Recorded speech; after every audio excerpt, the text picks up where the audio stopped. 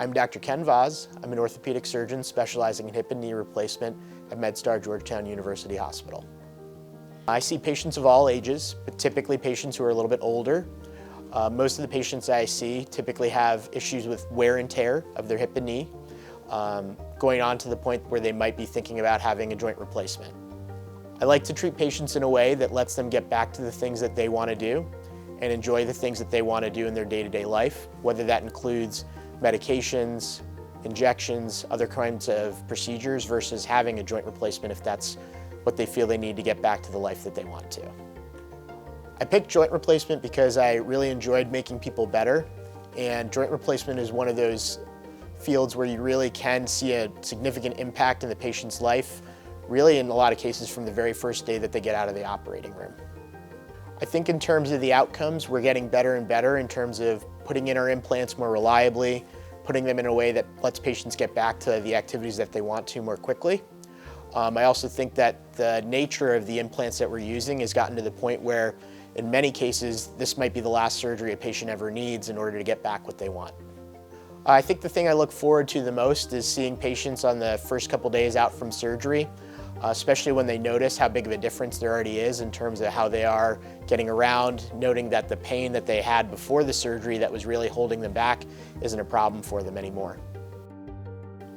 Patients should come to MedStar Georgetown University Hospital for their hip and knee care because we offer a full, comprehensive patient experience in terms of being able to offer them something from very straightforward joint replacement where people could potentially go home the same day, up to and including some of the most complex care that is available in the area, including multidisciplinary approaches to taking care of patients that offer them both from a medical and surgical side everything they would need to ever have a hip or knee replacement done.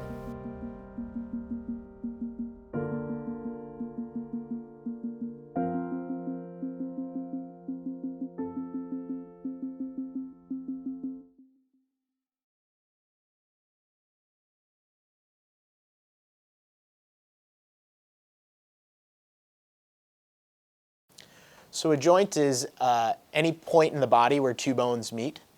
It can be something as sort of typical as a knee or a hip.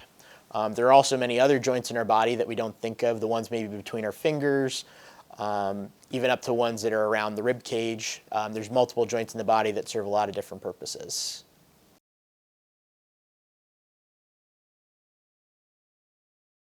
So there's a wide variety of reasons that a joint would need to be replaced. The most common one that we talk about is osteoarthritis, and that's the most typical kind of wear and tear form of arthritis. Outside of that, it can be for a variety of what we call rheumatologic reasons, where for some reason or the other, the body tissue itself is not able to take care of itself or has an immune response to itself, which causes destruction of a joint. In some cases, a joint replacement might recur after a trauma to that joint or a broken bone, which may cause the cartilage, which lets the two bones kind of wear out between each other. Or in some cases, the blood supply to a bone may be compromised for a variety of reasons, and so someone will need a joint replacement for that reason as well.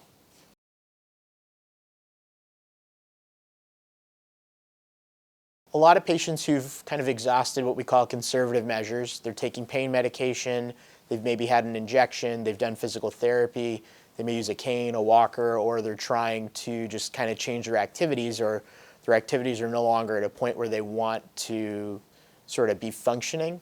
I do tell them that a joint replacement is a very successful surgery in those situations. The vast majority of patients are very happy with them and are happy that they had it done. It does let people get back to their activities fairly quickly in terms of we don't put many restrictions on patients once they're out of surgery. We try and get them moving as quickly as possible, even in almost every case on the day of surgery even. Letting them put their full weight through the leg as it'll allow, and trying to even get them home. So most people don't spend very much time in the hospital, so the recovery is fairly straightforward nowadays. The joint replacement itself we know is very durable, and patients are typically very, very happy with how they do after it's done.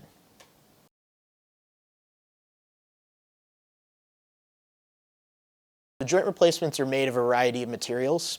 They're all made with each sort of aspect of what a joint replacement does in mind. So almost all joint replacements consist of metal in some form, maybe plastic and maybe ceramic. to sort of make the different parts of it. That can also be held in place through either, one, the bone being able to grow into the implant over time, or in some cases, usually with knee replacements, with cement. In terms of the materials themselves, the metals we use, the two most typical ones are titanium. Titanium's used when we put it into bones to let the bones grow into them over time. Another common metal that we use is called cobalt chrome. That metal is very good for areas where two sort of surfaces are moving against each other because it's very strong and resistant to changing in shape. So it works really well for that part of the joint replacement. Some form of plastic is typically used, and the one that's most commonly used is called polyethylene. Different forms of that have been used over the course of the years, but the current one that we use is very, very durable. In some cases, been shown to last beyond 30 to 40 years without even wearing out.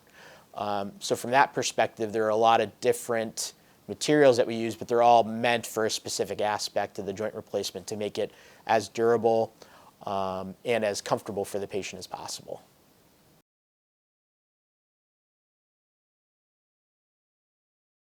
So when it comes to the longevity of a hip or knee replacement, a lot of patients get concerned about them wearing out.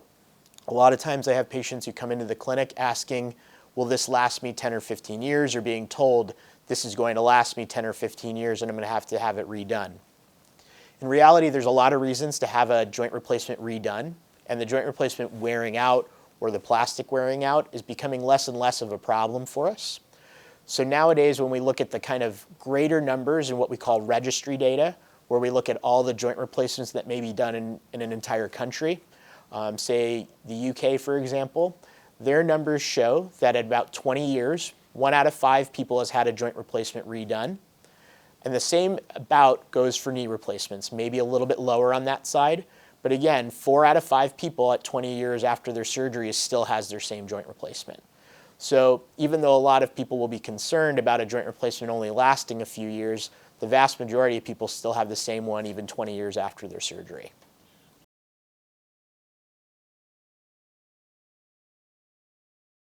So some of the things that we worry about in terms of having a joint replacement redone early are infection being the primary one. Infection is a difficult problem to deal with in a joint replacement. Because of the nature of a joint replacement being metal and plastic, bacteria can't really be fought with antibiotics alone in those cases.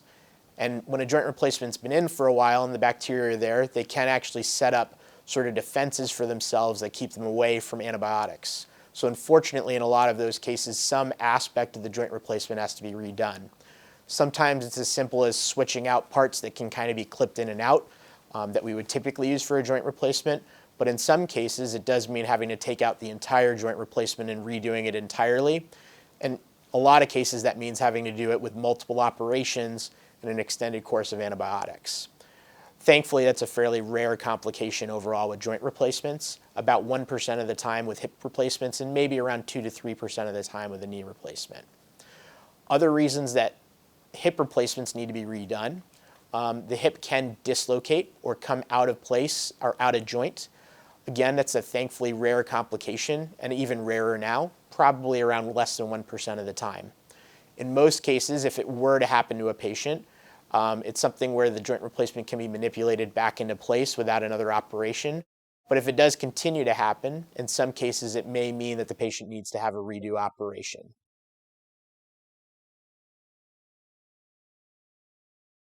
It's a hard question to answer in terms of how people recover from the surgery. A lot of it depends on how debilitated they were before. That being said, in terms of the surgery itself, in almost all cases, everything that we put in is made to be walked on from the time it goes in. So from that perspective, every patient is able to walk on the joint replacement right away if everything goes according to plan during the surgery. We get patients out of bed on the very day of surgery if possible. At that point, they're up and walking about the hospital, and depending on their individual needs, some people will be able to go home the same day or the next day. That's a fair number of patients. Almost everybody is out of the hospital within about 2 to 3 nights, typically, if they had a straightforward surgery without any sort of difficult issues or because they were very debilitated or had some difficulty even before the surgery. In terms of the overall recovery for patients, I usually tell them that about 3 months out from the surgery, they'll be about 80% of the way there through their full recovery. A lot of it will happen in those first few weeks, but because of the nature of the operation, because of it being a new surgery, and because of their muscles adjusting, the overall recovery from the surgery can take a year or longer in some cases. So even though some patients may feel the occasional stiffness or soreness even a few months out, I tell them not to worry about it too much, and a lot of that is just kind of inherent in the healing process, which can take a long time after a big surgery like these.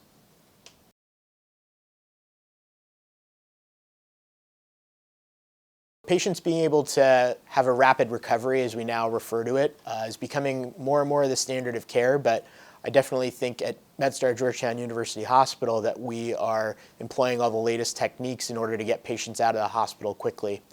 Some of that is on the surgical side in terms of the approach and how we put our implants in. Some of it is focused on our anesthesia providers who also do things like spinal anesthesia to minimize the amount of anesthesia that patients need while they're asleep for surgery.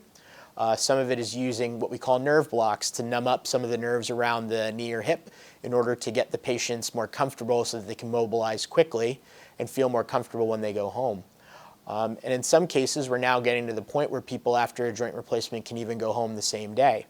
It's certainly not a requirement, but it's something that we offer all of our patients if they feel safe, comfortable, and happy enough that they are in a safe situation to go home. But if someone needs to spend a couple nights in the hospital, that's still always available to them as well.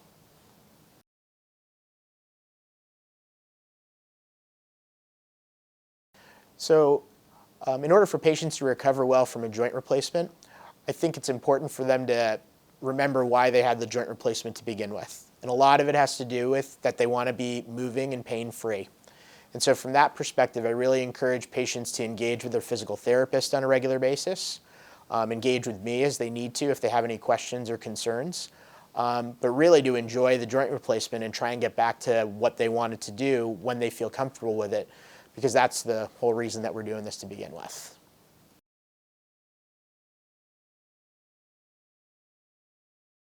So in the early going after hip replacements, there are only a couple precautions that we don't want to put their leg in, because those are the same positions we put the leg in to do the surgery and to have the hip come out of place to do it. Outside of that, we don't really have any restrictions for people in terms of when they can get back to the things they want. It's always a hard question to answer in terms of restrictions that people have or restrictions that people are concerned about. Because when we talk about a joint replacement, there's kind of two aspects to it. There's one, which is prolonging the life of the implant itself, and then there's two, which is what people feel comfortable getting back to. And so from the side of what's good for the joint implant or joint replacement, we do tend to ask patients to avoid, if they can, higher impact activity, maybe running, impact sports, combat sports in some cases too. But outside of that, we kind of let people get back to what they want. Now that being said, if a patient does need to run to get back to their daily life and that's important to them, I don't necessarily stop them from doing that. Just knowing that there is maybe a higher chance that they might need a redo joint replacement down the road. But even then, with the new implants that we've been using, the more durable implants, I don't know if that's necessarily going to be a problem or not. It's not something we've necessarily borne out when we look at the research nowadays with the newer implants we use.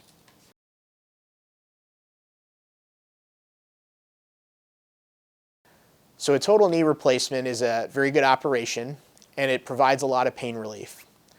In some cases, the knee only wears out in one part, and so from that perspective, if we can maintain the ligaments and a lot of the other soft tissue structures about the knee along with the cartilage and bone of it, patients tend to have a little bit more of a normal, natural feeling knee to them, which is part of the reason behind a partial knee replacement. In terms of the risks of the partial knee replacement, it's also a lot lower than when we do a total knee replacement in terms of the risk of infection, the risk of scarring leading to stiffness. Part of the issue with the partial knee replacement is because we only replace one part of the knee, there's always the potential for the other parts of the knee to wear out. And so from that perspective, there is a little bit of a higher risk of someone going on to have a redo surgery, in most cases to what would be from a partial to a full knee replacement, but in some cases it does mean a bigger surgery too. A lot of that is dependent on how the partial knee replacement is done to begin with.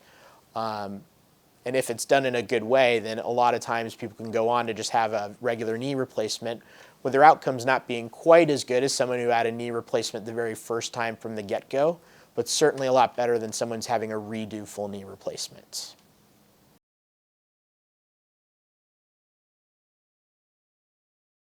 I think it's important for patients to get ready for a joint replacement. There are a lot of things that they can do to help with that. In terms of making sure that they're okay from a medical perspective, it's important to follow up with their primary care doctor and make sure that all of their medical issues are well managed before they undergo a surgery. This could include having their blood sugars well controlled if they're undergoing diabetes treatment. In some cases, if a patient's overweight, then losing weight will certainly help them in terms of minimizing the risk of having a complication during the surgery.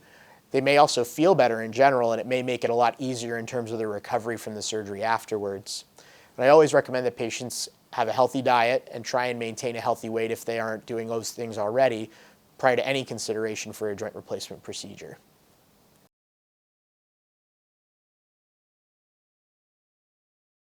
In terms of new and exciting developments in joint replacement, the thing that we're noticing the most is that a lot of the companies that we work with in terms of developing implants are really focused on trying to give us a lot of options to take care of a wide variety of patients. So things as simple as the size of a knee replacement or the size of a hip replacement, we can now get down to within 1 millimeter to 2 millimeters of where patients need them to be in order to give them the most natural and normal feeling joint replacements that they can get. So in terms of sort of our ability to really recreate patients' anatomy, give them a normal feeling joint, I think we're getting closer and closer to where that works well. Outside of that, a lot of our implants are being placed with the help of either image guidance, so using an intraoperative x-ray, or even in some cases with the help of what we'd call a robot. But in reality, it's something to help us place our implants in a very, very precise way in order to give the patients a more natural feeling knee or hip, along with being able to put them in a way that's going to be more durable and long-lasting for them.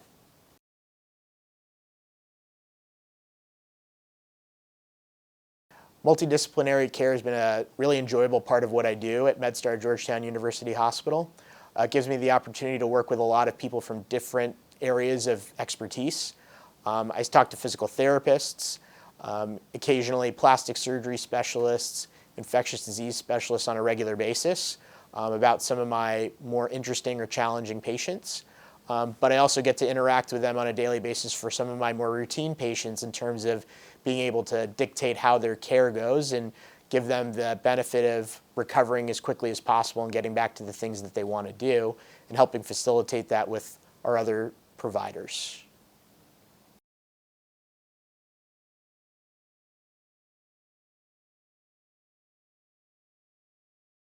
So Mako is a system that was developed to help us perform the knee replacements with more precision.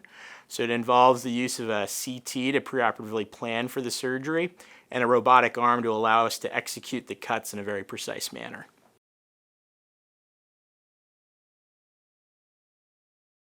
Most of the planning is involved in getting a CT ahead of the surgery.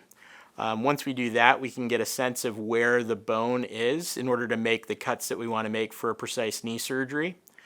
Intraoperatively, we usually apply a couple pins to both the thigh bone and to the shin bone, and those allow the robot and the machine to see where the leg is standing in space in order to execute those cuts as well.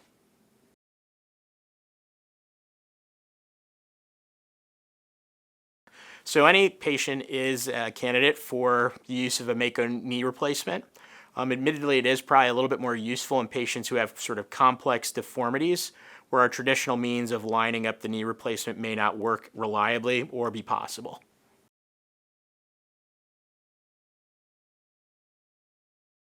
So it's a common misconception that the robot is doing the surgery. In reality, it's a very precise tool that allows the surgeon to carry out the plan that they want with the use of a robotic arm, which minimizes the need for things like pins and blocks to help us cut the knee replacement and put it in the appropriate position.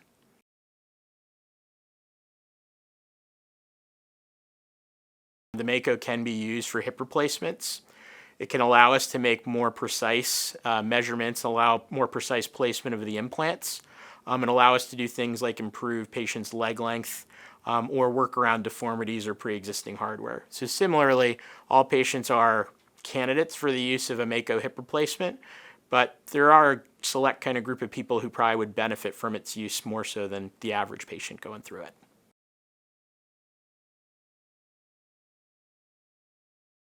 Even though Mako is one option, if a patient's not a candidate for a Mako procedure, we can always use what we refer to as conventional instrumentation. Given that all of the MedStar surgeons that do joint replacement do them very frequently, we're all very skilled at being able to do that, and that's always our fallback. In some cases, patients may be a candidate for something called computer navigation. So while there's no robotic arm, we do use a computer to help us more precisely align the knee replacement or potentially hip replacement in order to do the surgery with as much accuracy as possible.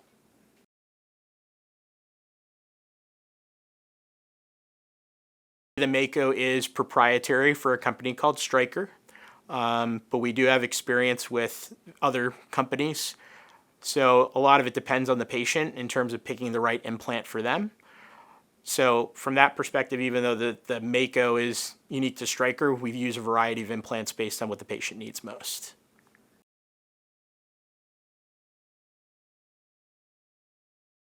Mako can be used for any type of pathology or difficulty in terms of degree. It's probably the most useful in terms of patients with a little bit more complexity because it does allow us to do things without having to use conventional means of trying to get alignment appropriate, including putting rods up and down the thigh bone or the shin bone, or in some cases even eyeballing what we have to do, which can be a little bit less accurate and maybe compromise long-term outcomes or results.